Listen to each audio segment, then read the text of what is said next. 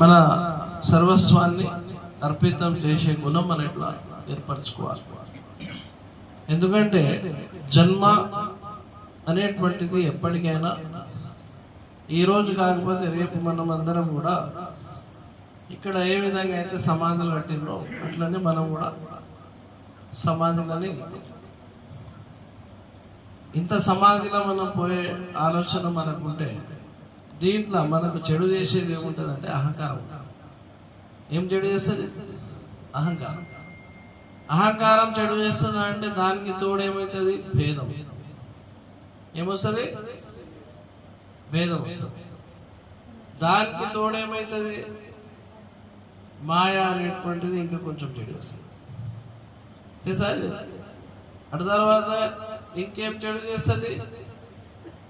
నేను నేను నేను అనేటువంటి ఏదైతే భావన నీలో ఉంటుందో ఇక్కడి నుంచి అన్ని కథలు మొదలు.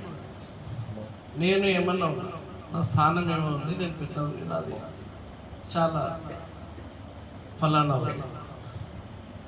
కానీ నిజానికి దైవం అనేటువంటిది నీ సృష్టి ఎట్లా సృష్టించింది? నువ్వు ఒట్టి మనిషివి కాదు, గట్టి మనిషి.